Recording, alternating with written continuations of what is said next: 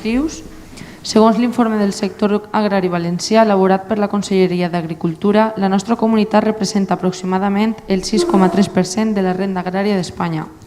En 2019 vam ser la tercera comunitat autònoma de l'estat espanyol en el rànquing d'explotació de productes agroalimentaris, productes que van constituir el 18,8% del total de les explotacions valencianes i van representar el 12,5% sobre el total nacional d'exportacions agroalimentàries, el que es va traduir en un import global de 5.983 milions d'euros, segons la font de dades de Datacomex, el que demostra la importància econòmica del sector i l'efecte arrossegador i multiplicador sobre altres activitats econòmiques.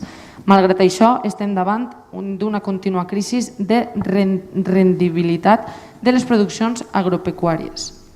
En els últims anys hem viscut campanyes desastroses de la taronja i el quequi, per donar només dos exemples.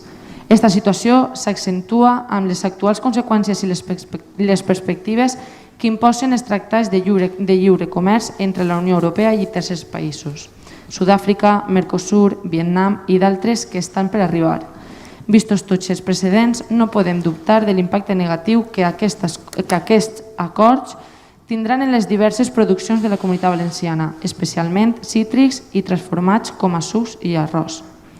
Enfront d'aquesta desastrosa situació, en la qual molts agricultors estan mostrant actituds veritablement heroiques per mantenir amb precarietat econòmica allò que significa el seu manteniment des de fa generacions, ha hagut d'aparèixer una pandèmia per a demostrar la importància de tenir un sector agrari viu. La Covid-19 ha posat en dubte el discurs infaust de la necessitat de canvis profundament estructurals que només beneficien a aquells que més tenen i que en la majoria de casos poc tenen a veure amb l'activitat agrària.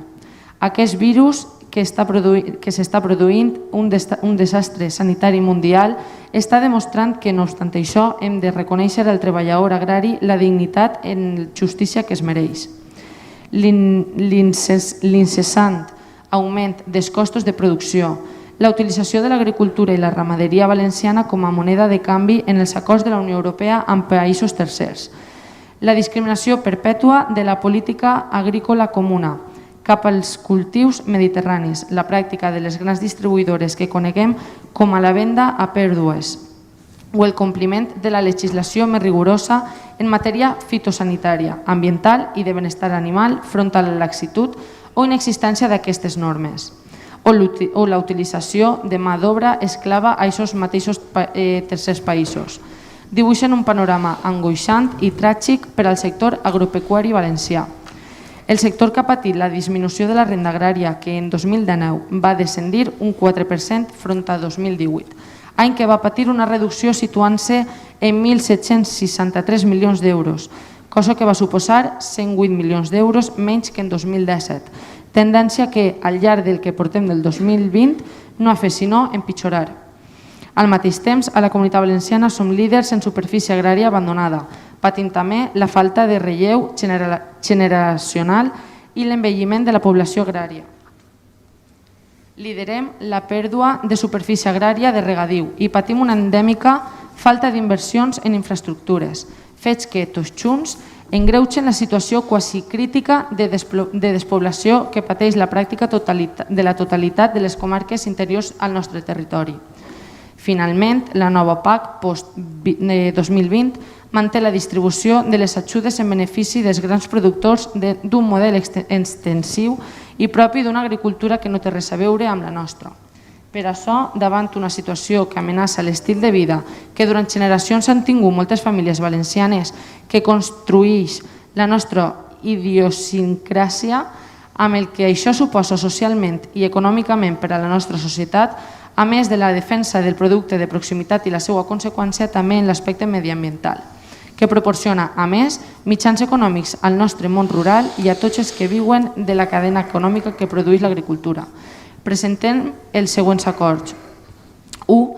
Demanem l'arbitratge de les institucions per tal de fer efectiu un sistema retributiu més just per a les explotacions agropecuàries. 2. Demanem un esforç al govern d'Espanya per a que defensi en Europa els interessos del camp valencià.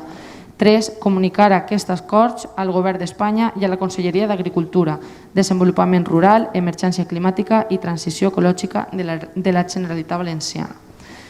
Presentem aquesta moció perquè, com estàvem comentant també en el punt anterior, aquest sector continua igual de vulnerable.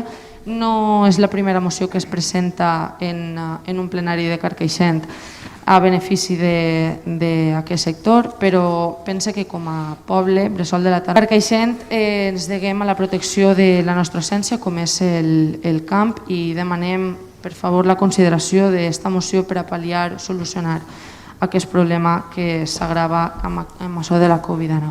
Gràcies.